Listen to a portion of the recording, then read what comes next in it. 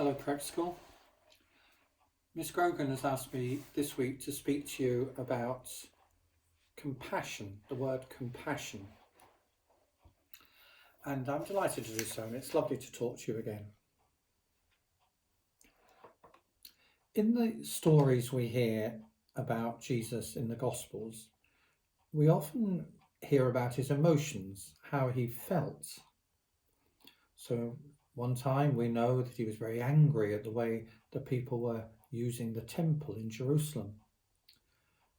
We think that he was often very happy because he went for meals at people's houses where they'd be laughing and enjoying each other's company. We often hear about him feeling sorry for people and him being sad. And that idea of Jesus feeling sorry for other people, and indeed at one time feeling very sad himself, I'd just like to read four very short passages from the Gospels, just to say something about it. The first is from the Gospel written by St. Luke, and we hear this. He went and a lady who was a widow had lost a son. He had died. And so now when he got near the gate of the town where the dead man was being carried out, the only son of his mother, and she was a widow, and a considerable number of the townspeople were with her. When the Lord saw her, he felt sorry for her and said to her, "Don't cry." In Matthew's Gospel, if I can find it now, it says, Jesus left the place and withdrew to the region of Tyre and Sidon, and suddenly out came a Canaanite woman from that district and started shouting, "Lord, Son of David, take pity on me." And in Mark's Gospel, in chapter 6 of Mark's Gospel, we hear this. So as he stepped ashore, he saw a large crowd, and he took pity on them because they were like sheep without a shepherd. And finally, in John's Gospel, where we hear about the death of Jesus' friend Lazarus, we are told that Jesus cried, that he wept.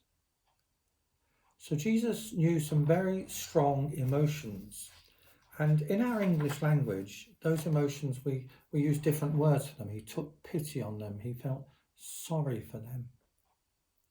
And they're nice words, but they don't really express the intensity of what Jesus felt.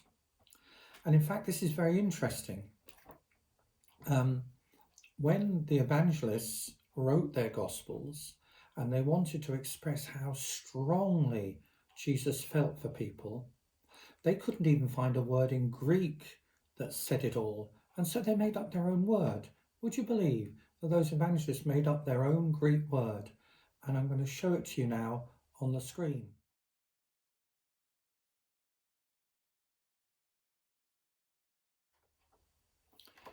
Now that's pronounced, if I can pronounce it properly, splagchnizomai. And it means more than just feeling sorry for people or having pity on them. It literally means his heart melted. He felt it so much inside that his heart melted. Have you ever felt really sorry for somebody? Have you really felt sorry for somebody, not just yourself, but sorry for somebody else?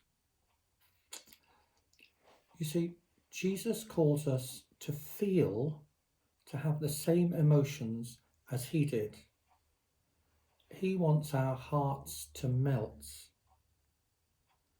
And he wants our hearts to melt for young people like you who don't have enough food, or young people like you who have no access to education.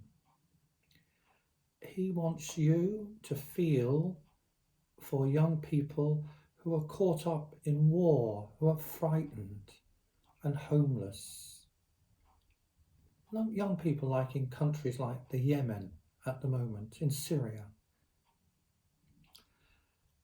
I think what we're saying is that when we do feel emotions like Jesus for people like children who are hungry, then that will inspire us to do something and to really help, to have the same compassion that Jesus had for the people that he met.